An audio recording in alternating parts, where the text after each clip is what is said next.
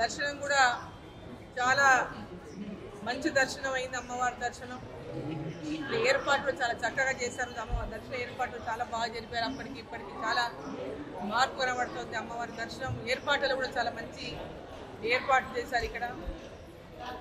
So అమ్మవారు ప్రజలందరినీ కూడా చల్లగా చూడాలని, ఈ ప్రాంతం అంతా కూడా సస్యశ్యామలంగా రెండు తెలుగు ప్రాంతాలు విడిపోయినప్పటికీ, ఆంధ్ర తెలంగాణగా విడిపోయినప్పటికీ కూడా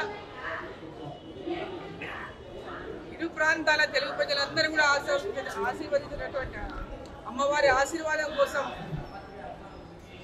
చూసినటువంటి దేవత కనకదుర్గ అమ్మవారు.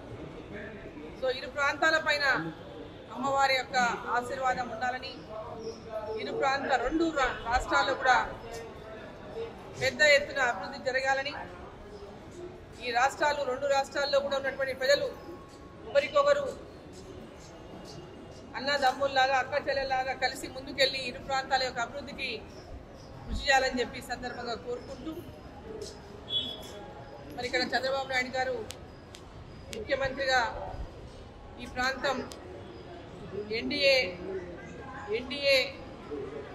ప్రభుత్వంలో ఈరోజు ఎన్డీఏలో ఉన్నటువంటి మన ముఖ్యమంత్రి చంద్రబాబు నాయుడు గారు, ఇక్కడ శాసనసభ్యులు ప్రధాన్ చౌదరి గారు, మరి ఈ ప్రాంతం